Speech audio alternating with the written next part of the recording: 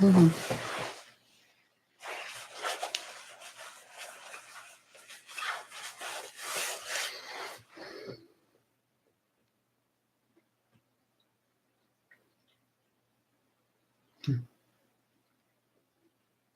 Hello. It is January 8th, the first day of our class of this year, and it was a beautiful day with all the children very happily playing and being lively, and I was so thrilled to be back with them. So tonight's topic, once again, is dealing with health, and it's called Cultivating Health in Our Families. And I have a strong interest in this because I've studied health my entire adult life and have become aware that children are more sick than ever, mainly with chronic illnesses like allergies, asthma, cancers, and the psychological issues, ADHD and autism and so on. And I do believe that we really need to take on trying to understand what's going on in order to help the children be healthy. So tonight, what I wanted to focus on is lifestyle. And people think about health, they think mainly about eating and medicines and so on. But really, health has to do with a larger context. And Waldorf Steiner spoke about right living, right speech, right thoughts, right action, and so on. In Ayurveda, they call it a sattvic lifestyle. And so I wanted to speak about that a little bit because what we as adults cultivate in ourselves and in the culture of our home is so important for children, especially young children, older children too, but really young children because they imitate everything. And they imitate it in a way that is all inclusive. In other words, it's not that we raise our finger and they raise their finger, although they do that. But instead, it's this visceral imitation in which they deeply take in us. They take in our ideas, our thoughts, which are manifest in the way we move, the way our bodies are formed, our tone of voice, and so on. And they take that on and make it their own. So if we work on ourselves, we'll definitely be cultivating health for them. And so, to begin with, I always put spiritual life right at the very top. One of the reasons for that has to do with what's called epigenetics. It's a new field of science. I don't know, I only heard about it maybe 3 or 4 years ago. And it mainly has to do with your genetic DNA makeup. And in the past, they always said, well, you inherited your genes from your parents and your ancestors, and that's what you get. And too bad your parent had this, you're going to have that, and so on. Well, epigenetics has discovered that we can actually fairly easily affect our DNA. And the greatest way to do that has to do with what we think and what we feel, therefore, what we act upon. And so, in Waldorf education, on that behalf, Rudolf Steiner very strongly encouraged with young children to cultivate gratitude, awe, and wonder. And when I don't know if you have had this experience, but lately I've been noticing when I feel gratitude, I'll be driving down the road and looking at the view and just be so grateful to live in such a beautiful spot. And really, the earth is beautiful everywhere for the most part. Anyway, when I have that feeling of gratitude, I can feel sort of my lymph nodes or some fluids in my body just take on this very warm, radiating feeling and fill out my body. And so I'm pretty sure that gratitude has a very strong effect on your hormones, on your lymph fluids, on your blood, on your breathing, every aspect of your being. And they have these little machines that measure the rate of your vibration, your electronic vibration, and gratitude is one of the highest, if not the highest. Joy, love are right up there. And so we want to be cultivating that with our children. And I think, times every day, whether it's the beginning of the day, the middle of the day, the end of the day, whenever we can, that we have those moments with our children where we're just feeling love, feeling joy, feeling gratitude for them and for the life we're having with them, even though it can be challenging. It's also extremely rewarding. So gratitude is a great one. Awe is just that open-heartedness about the world and feeling amazed and it completely expanded into the world and the joy of what we see. And I think nature really, really, really has a very important role to play in epigenetics and how we can change our DNA. Because when you're out in nature, your nerves just settle down. And I'll speak about that a little more later, what effect that has. But nature, I love to have children in nature. I think it's so important. And we do as much of that in Star Garden as we can.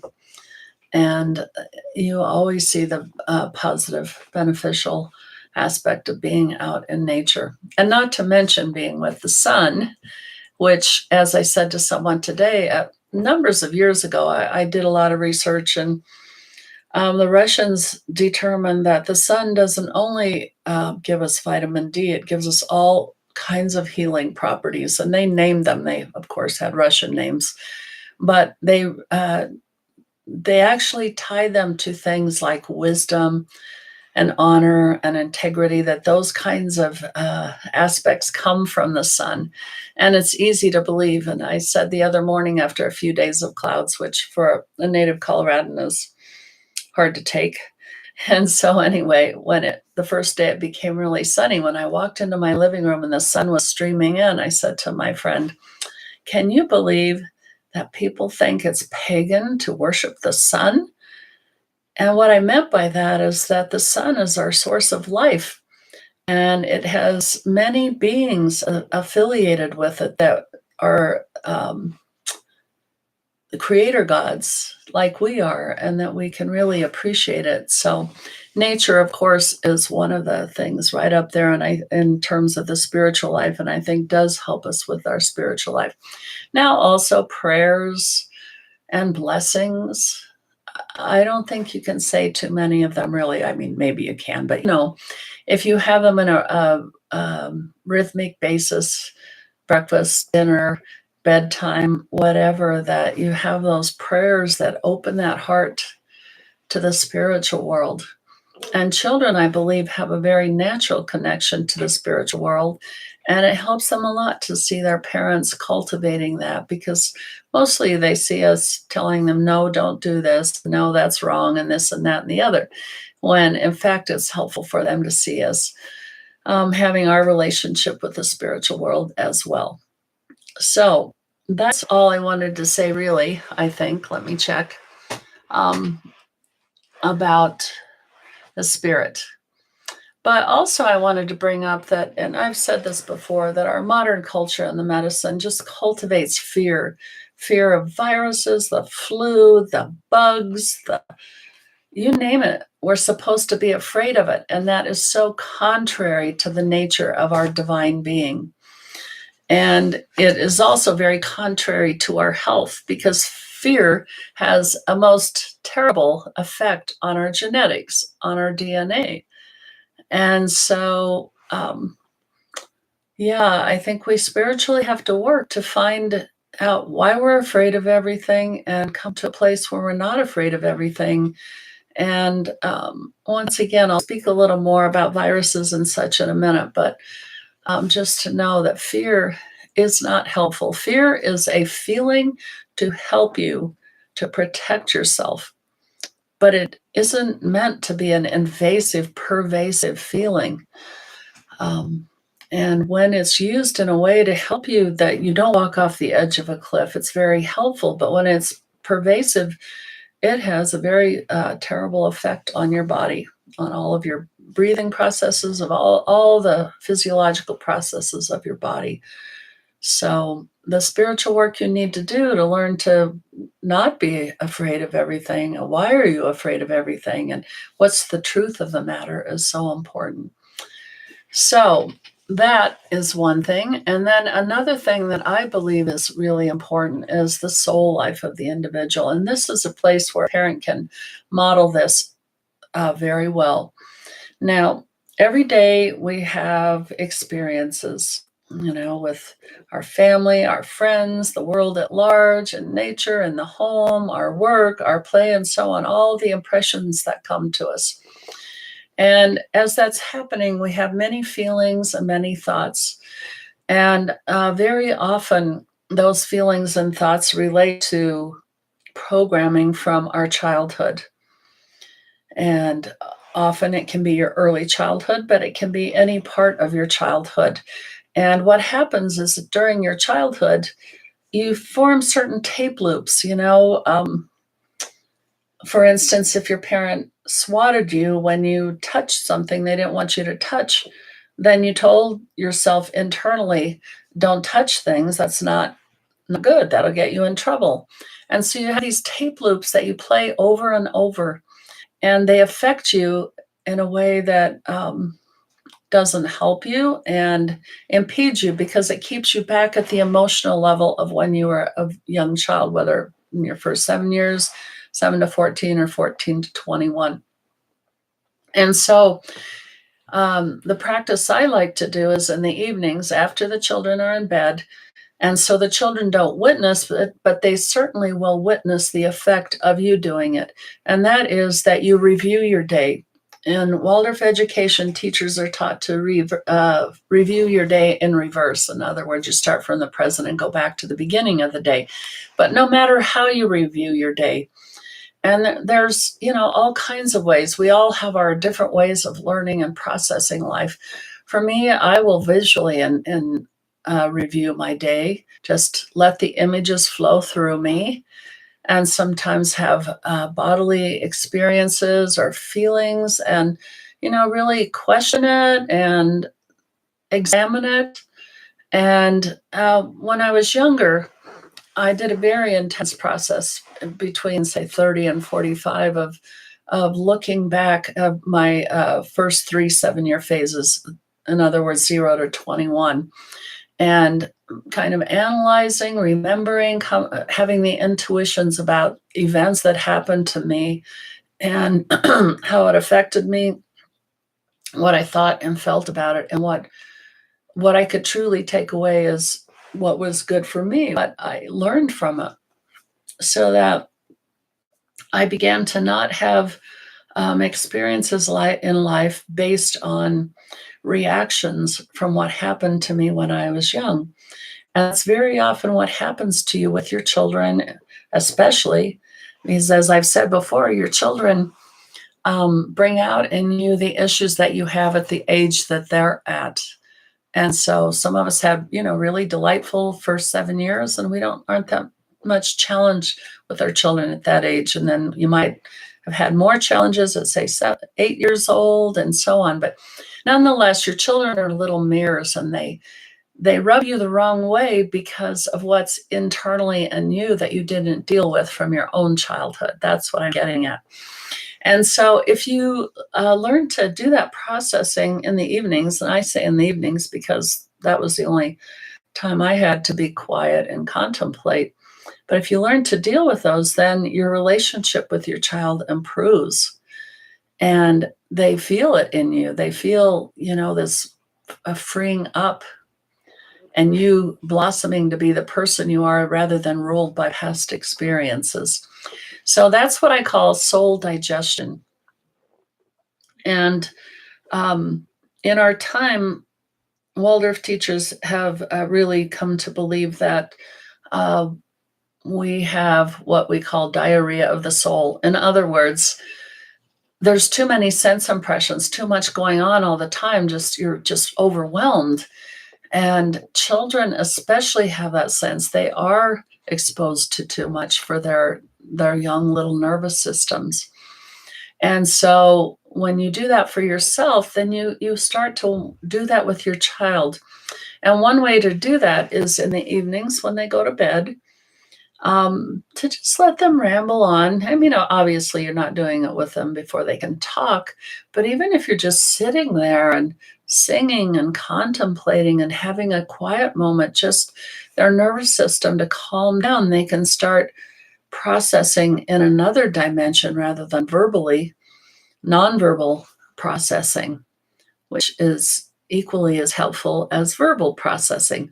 But eventually they talk, and some children process more this way and tell you more of what happened to them during the day. And other, they all have their own little way of doing that. And I remember with my own children, I will say that I have 4 children, and 3 of them, every time I ask them, well, how was your day at school? How did it go? It was fine. What did you do? Nothing. Did you have a good time? Yes. that was what I got. Now, in the evening, they might share some little bit. And, sometimes it would be some frustration with a friend or something like that. But my youngest son, Jamin, would share his day all in very great detail. I mean, people wondered if he was awake because he was so quiet and contemplative and, what was going on with him and what was wrong with him. But he would come home and share everything that happened, even word for word stories. I could tell the story that he had heard for the day. So different children process their days differently. We all do. For some of us, like I said, it's visual. For others, we hear something. We can have, heart palpitations. Your stomach feels weird, just ways that you can process. And with your child, you can start to sense how they're processing. And when they're nervous and restless, and helping to calm their nerves down. We all need to calm our nerves down. We need to stop being so stressed, basically. So that's what I call soul digestion, and what is important to do for yourself and to help your children develop that culture of having. And often during the day, too, that's what a nap can be once they outgrow their naps. During their naps, they are processing. They're going to sleep and their little body's processing everything that's happened to it so far. But when they outgrow the nap, it's helpful to have that quiet time where they can just go into a dream phase and live with life and not have more and yet more coming in. So that's the soul level that I wanted to speak about. And so this thing of epigenetics, a really important thing to know is that every thought you have affects your DNA. But how does it affect your DNA? It affects your DNA through your microbiome, your gut. And the gut is the most interesting thing. They've come to determine that these teeny little microbes in the soil actually affect who we are, what we eat, and that affects what we think, what we feel, our psychological condition, our level of activity, everything. And so, and our thoughts affect that microbiome. That microbiome comes into us in many ways, not just what we eat, what we breathe, what we taste, what we see, what we hear. It all comes into us, and every opening of our body brings in microbiome and produces microbiome. And there's an interesting research going on at CU that I read about a few years ago that they did this research on the microbiome, and they found that the most healthy people in the world have the most varied and differentiated, lots of different microbiome. And the least healthy people in the world have the least microbiome. And, Steiner said this thing about children, that it was important to have a varied diet, to be able to eat a wide range of things, because that helped us be a well-rounded person, that we're taking in many different things. And so this realm of the microbiome, if we want to have health, we have to cultivate healthy digestion. There is no health. There's no healthy thinking. There's no healthy feeling without healthy digestion. And so just in a general way, because next week I really want to do a nice talk about food as medicine, but in a general way, especially with children, but for yourself too, because we've all been exposed to so many toxins. It's really astounding. I mean, they test people around the world. They test fetuses around the world, way up in Alaska where there isn't a lot of pollution, and they have the same toxins we do down here where we're polluting. So we all share the air we breathe. We all share this whole environment of the earth. And of course, obviously, if you live next to a very toxic situation, it's stronger than everywhere else, but we are all overexposed. And some of those things, like mercury and aluminum, are hard to detoxify. They want to stay in your body, which is why they put them in vaccinations, because it keeps the virus, the for instance, the measles virus in you rather than your body just excreting it like it would do normally. And so the heavy metals stay with you. So we all need to eat the most pure things we can and drink the most pure water that we can, and so on and so forth. I've gone over it many times, the most healthy body products and so on. So that's one factor, and the variation. And so that takes us into this principle of living seasonally. And so, you pay attention to what's in your season. It's different around the world, right? But in our climate, we're coming out of the darkness, but we're in darkness a lot, and we wear coats. See, I'm still wearing my vest. I wear it inside. I wear it to keep me warm. Warmth is a very important thing, especially for the aged and the young. And so, warmth and sleeping more when there's more darkness, less when there's more light, and eating the foods that are predominant during that time.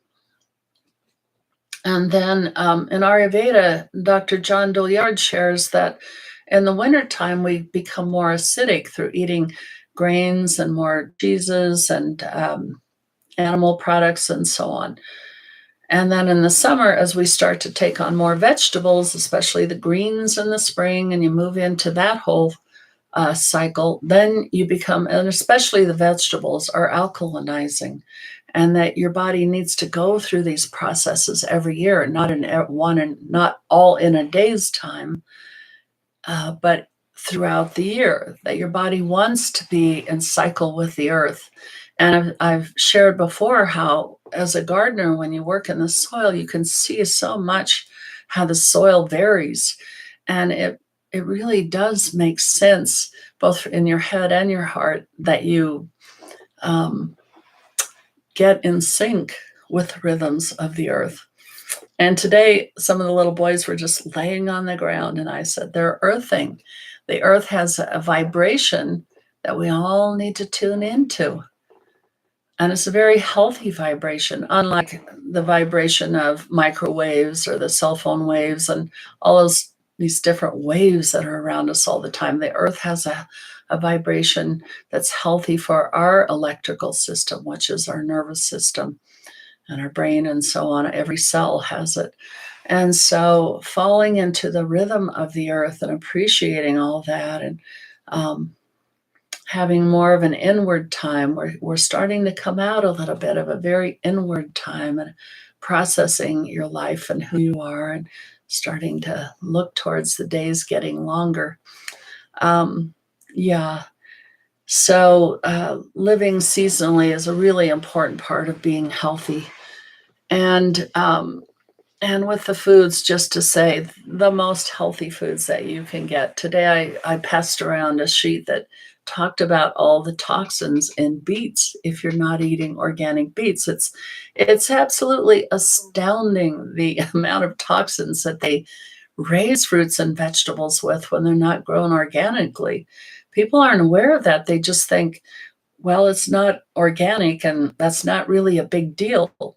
But I belong to the organizations that show you what toxins they use with each fruit and vegetable. And they are long lists, 16 to 20, maybe even more on one particular fruit. And most of them are carcinogenic, meaning they cause cancer. And that certainly doesn't help your DNA. It doesn't help your immune system. It doesn't help your health. So, the highest quality food you can get your hands on and raising it if you can, because plants are an interesting thing. And I've come across this in many places over the years. So when I first started really getting into plants, I've always been into plants. My family are farmers, and I would just go outside and be with the plants because I love their vibration. But when I first read that book, The Secret Life of Plants, I was like, oh, yes, plants respond to you.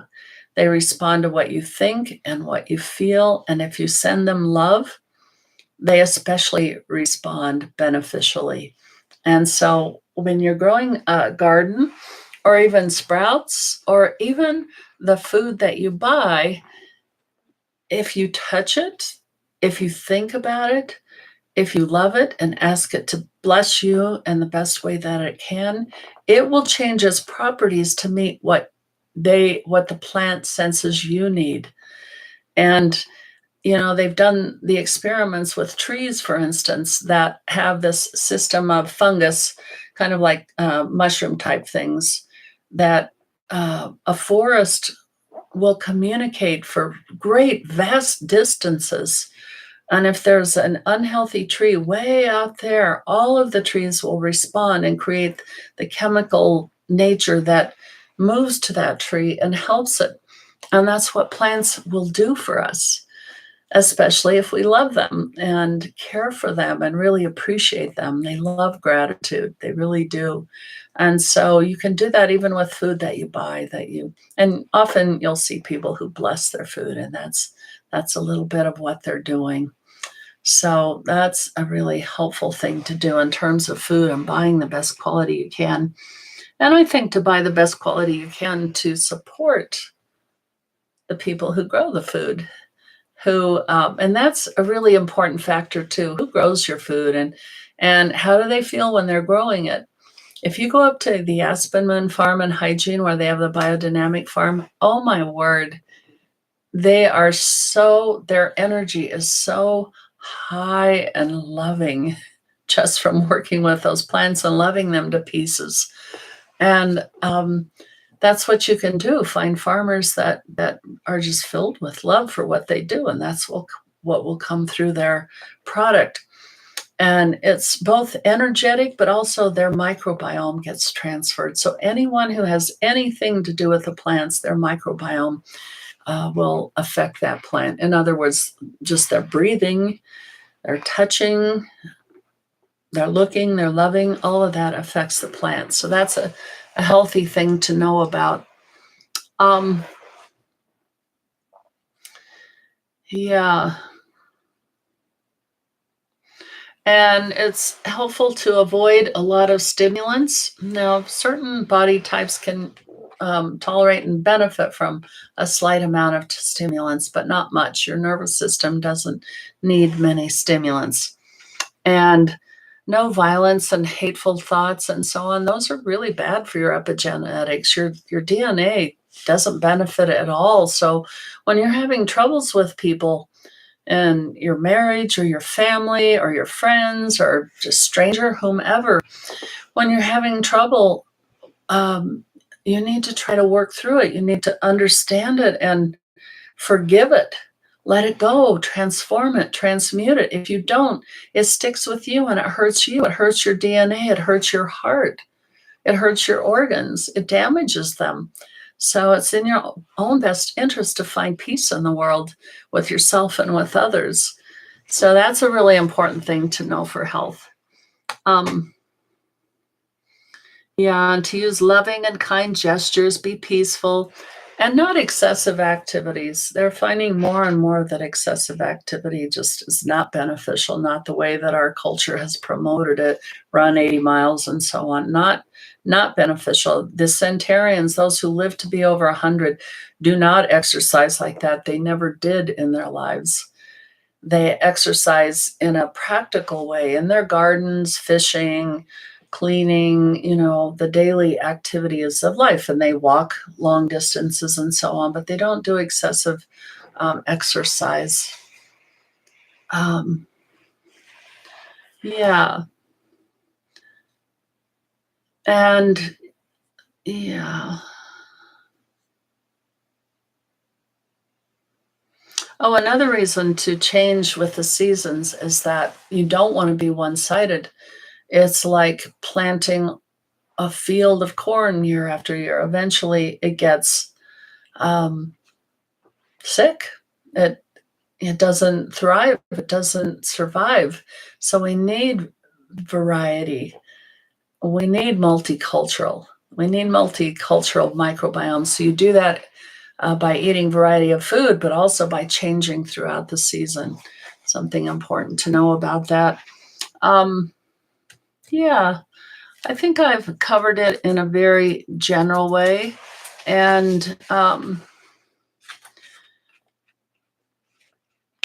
yeah, the tiny microbes in the soil are major indicators of how we think, the jobs we pursue, who we choose as partners, and the health and longevity of our own bodies. And just to say that research I was telling you about in Boulder, this fellow found that there's actually a very thin film of poop all over the world. Animal poop, bird poop, lizard poop, bug poop. It's everywhere. And out here on the farm, I have a couple of little children who'll get a little distressed at the horsey poop or whatever, the goat poop or something. And I just say to them, well, it's just grass that went through their tummy and came out the other end. And that's the truth. And grass actually is a very healthy thing. It's grass-fed beef and butter that's comes from grass-fed animals. There's these health factors in grass in the spring and fall that bring you really great health. So grass is good, but we don't want to eat it. Well, not too much, maybe a little wheatgrass, but not a lot. So anyway, the microbiome. And yeah, I think I covered the better part of it. And, just cultivating in your life that you care for your home, you love your home, you're doing what you do out of love of doing it. And of course, there are things that you don't necessarily really love, but your sense of duty and your love for serving others can be expressed. And make your home a really peaceful and nourishing place for all those of you that live in it. And welcoming your neighbors, welcoming the people around you really helps to create health. So that's all I wanted to say today. And I can well imagine that people would be saying, well, what about my child? What about my child? And how do I get them to have a varied microbiome? Well, being at Star Garden really helps you a lot because of the microorganisms in the soil, all the animals running around and the biodynamic sprays that we have and all those crab apples falling and all of that is very helpful. But when I run into children who are really picky eaters, and in a way, I understand and support pickiness. I think it can be a level of discernment, but it gets carried to extremes. And a child's intuition for what's good for them, for what's healthy, is disturbed when they receive too many, for some children, not very much at all, foods that have food additives, the MSG. And I mean, there's thousands of food additives. There is an industry that creates chemicals to affect your taste buds. So you want to eat more of what they're serving you. And it isn't good for you. And it disturbs your body's sense of what is good for me. So one thing to know, the younger the child is, And you'll see a numbers of children. People think of this as what something's wrong with them, but actually, for children, it's uh, pretty healthy, pretty normal for them to want to eat foods one at a time. And what I learned from the anthroposophical doctors was that you tend to give children, especially the very young children, when they just first start having foods, you give them, whatever your first food is going to be, let's say avocado or sweet pea. I mean, not sweet pea, sweet potatoes. Um, those are two really good ones, I think. But some people will start with grains. Whatever you do, start with very small amounts and watch and see how it affects them. Do they get rashes? Do they get flushed? Do they get diarrhea? Does it affect their bowels? Does it affect their mood, how they sleep, how they act? And so when you observe that, then you're seeing what, well, first of all, what their body's not ready to digest. They don't have the enzymes, their microbiome aren't used to it. And that's why you start small, that the body says, oh, a little sweet pea. What do I need to manufacture to make that me, to convert that into my cells? And so then the microbiomes start to change. And I often tell mothers that if you nurse too long, it doesn't actually help their digestion, because the microbiome and enzymes and so on and so forth that are important to digest breast milk aren't the ones you need for pears and fruit and vegetables and grains and meats and so on. And so when they get when they have their change of teeth, when the teeth start coming in, not the change of teeth, when the teeth start coming in, is a sign that your whole system is changing. It's developing new properties, and it wants to have food. It needs to have food. It wants to begin to digest the world, not just mother's milk. And so there's a transition from vegetable, fruit, and grain, etc., food digesting, from breast milk digesting to food digesting. And you kind of, bring more of the food in as the breast milk lessens, kind of thing. And so anyway, you continue that into, it can go on for quite a while, that children really need to sense, is this good for me? Blueberries aren't good for everyone. Some children need strawberries, not blueberries. And we all have our own variants. And so when they want to eat one thing at a time, whether it's just all strawberries for a meal, or the strawberries first and then the apples, or whatever, that kind of thing, it's their body trying to inform itself. Is this good for me? Is this going to serve me well? And so that's a really helpful thing to know about children. And then as they get older, and some of them have food issues, for whatever reason, because they've eaten too much of one thing and too much of processed foods or foods with additives in it, then what I like to do is, in the garden, that's why I have the little herb garden where you have mints and uh, lemon balm and fennel and all the little different herbs, marjoram and thyme and all those little things, where they can go and they can take little leaves, and even if all they did was touch it, it affects their microbiome. Or if all they did was breathe in the pollen from it, it affects their microbiome. But if they eat it, it really helps them. And it helps be in another way, in that, in the Chinese medicine, they say that Americans eat sweets because all we're doing is feeding our stomach, when in fact we need the other tastes for the other organs. And the one that most children have an issue with, not all, but most, are the bitters and the tarts, or the sours.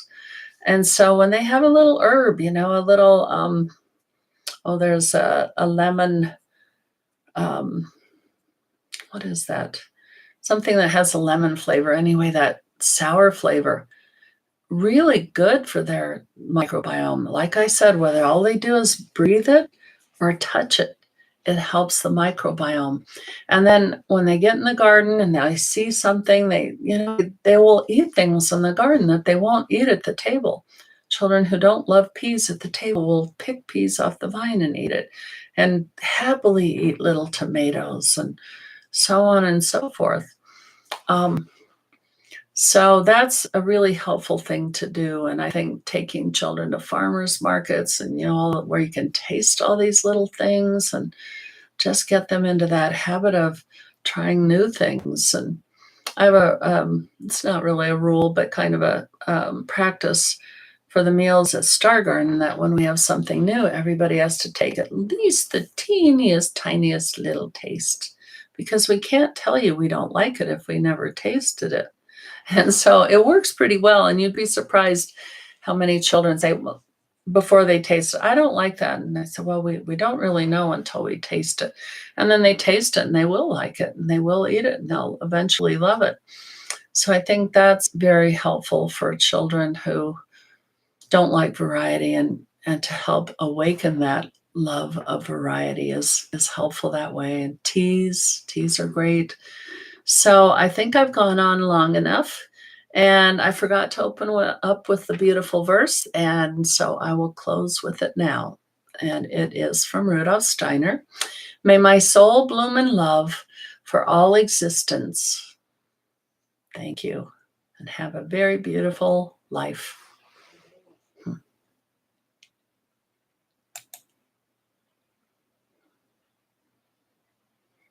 Mm.